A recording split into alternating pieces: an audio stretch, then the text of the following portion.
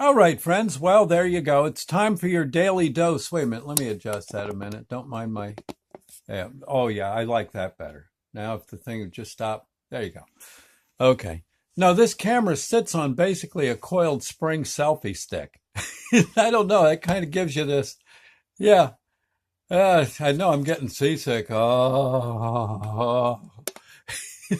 Yeah. Have you ever been seasick? Oh, please don't even. Oh. When you're seasick, you're at first you're afraid you're going to die, and then you're afraid you won't. I know. Oh, awful. Oh well. Well, let's see.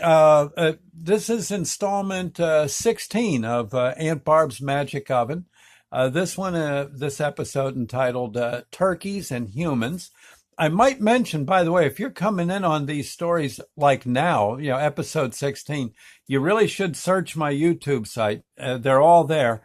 Start with number one and work your way up. Okay, because it's going to get very, very complex pretty soon now. All right, you're going to, what? Yeah, okay.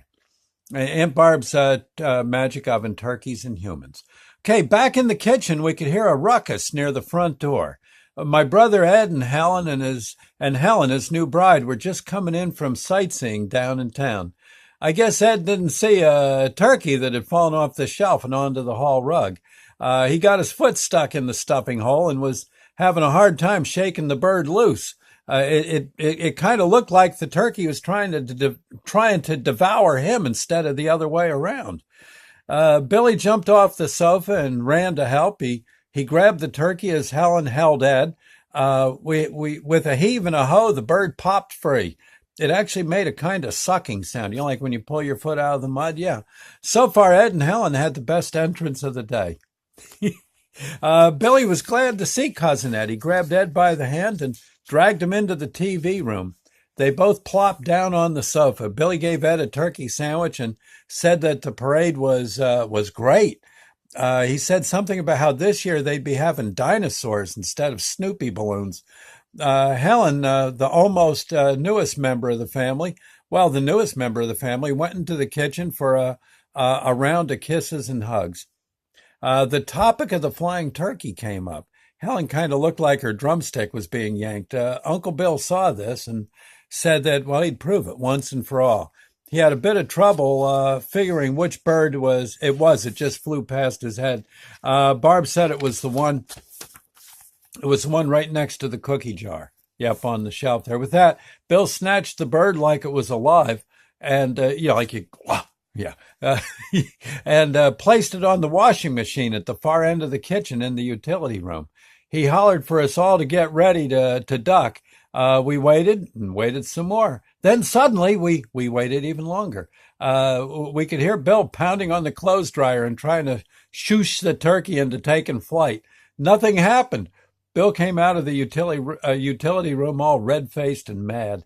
He said he wanted a beer, so he walked over to the refrigerator and opened the door. Bill was hunched over trying to pick himself a nice juicy bottle of brew. The next thing we knew, the darn turkey on the washer flew out of the utility room and landed right on his back. Uncle Bill's back, yeah. Not only that, another turkey flew in from the living room as another flew down the steps from the bathtub.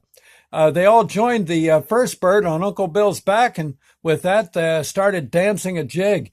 It was almost like a square dance. They did a kind of do-si-do. I'm not sure of my dances, so maybe they were doing the turkey trot. Yeah, who knows?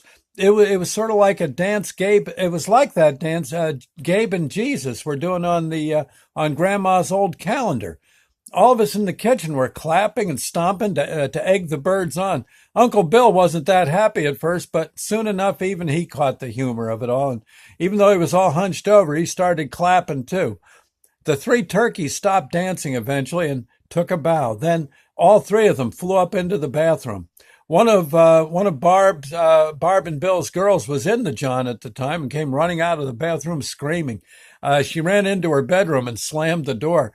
At the same time, Billy ran into the kitchen all out of breath and did his best to holler through gulps of air that the Macy's parade had dinosaurs, real dinosaurs. They were marching right down Fifth Avenue and growling something awful.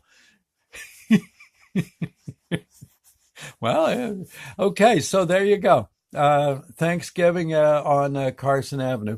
We're at Barb's Magic Oven. You're going to like this. Stick around, and we'll do another one tomorrow, okay? See you later. Bye, friends.